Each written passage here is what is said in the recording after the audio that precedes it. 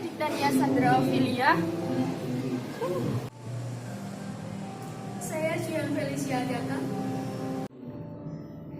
Nama saya Rizal Yuda Firmansyah. Perkenalkan, nama saya Noman Dimas Haryadi. Saya akan mempresentasikan tentang pelaku ekonomi di Indonesia dan perannya masing-masing. Next. Pelaku ekonomi di Indonesia itu ada 3. Yang satu, perusahaan-perusahaan koperasi atau UKM. 2, BUMN. 3, koperasi. Next. Dan ini perusahaan dan koperasi. Perusahaan dan koperasi bisa dikelompokkan menurut skala usaha, yaitu usaha kecil, usaha menengah, dan usaha besar. Next. Nah, ini pengertian dari BUMN. BUMN adalah badan usaha yang seluruh atau sebagian besar modalnya dimiliki oleh negara melalui penyertaan secara langsung berasal dari kekayaan negara yang dipisahkan. BUMN dapat berbentuk perjan atau perusahaan jabatan, baru perusahaan umum, dan perusahaan perseroan. Dan selanjutnya akan disampaikan oleh Jian.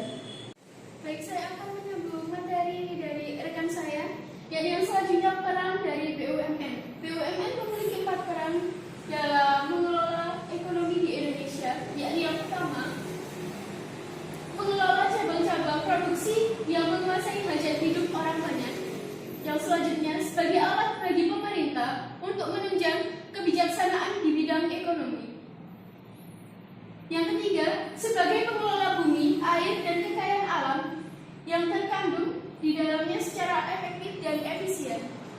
Yang terakhir, menyediakan lapangan kerja bagi masyarakat sehingga dapat menyerap tenaga kerja. BUMN juga memiliki visi dan misi, yakni yang pertama, BUMN sebagai badan usaha perlu dikembangkan sebagai pelaku usaha dalam perekonomian di Indonesia. Sesuai asas kemanfaatan, kepemilikan saham oleh negara tidak harus dipertahankan baik secara pemegang saham mayoritas atau minoritas. Yang ketiga, pembinaan BUMN diarahkan untuk meningkatkan nilai perusahaan melalui pengelolaan secara profesional, efisien, dan tangguh sehingga mampu menghadapi persaingan global. Yang keempat, meningkatkan kontribusi kepada negara baik dalam bentuk pajak, dividen, maupun hasil privatisasi serta memenuhi harapan stakeholder. Yang selanjutnya yakni koperasi.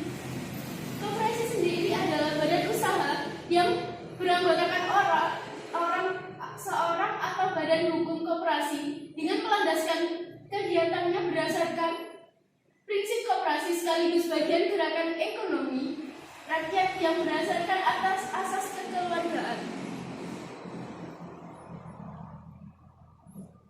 Baik, materi selanjutnya akan disampaikan oleh rekan saya Rizal.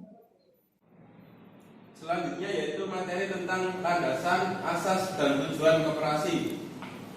Yang pertama, landasan ideal yaitu Pancasila.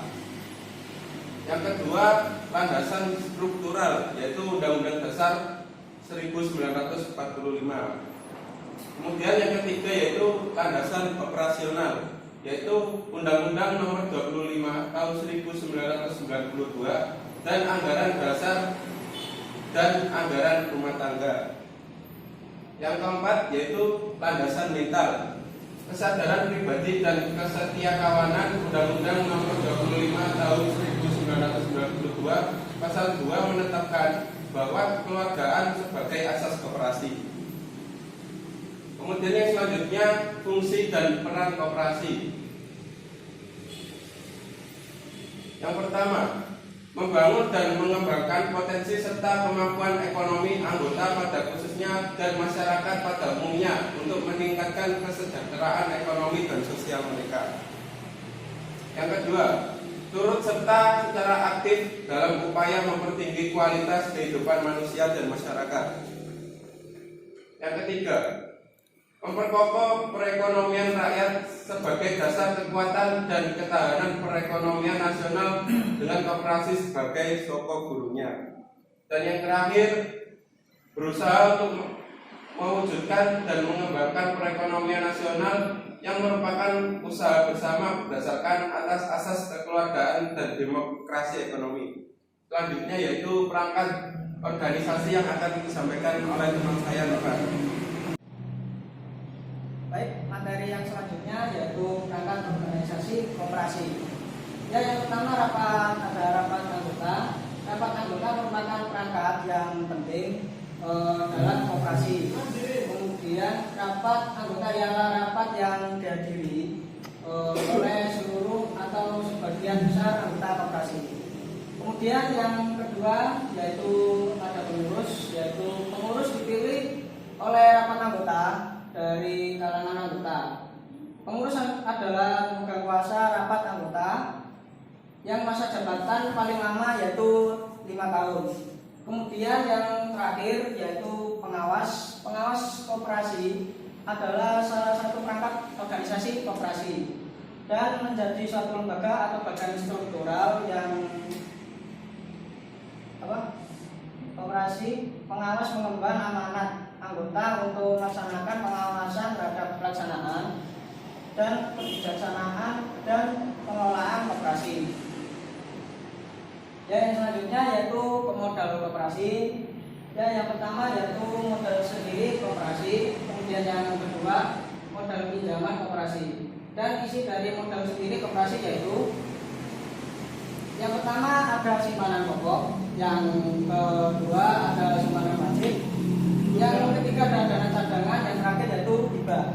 Kemudian isi dari modal pinjaman koperasi adalah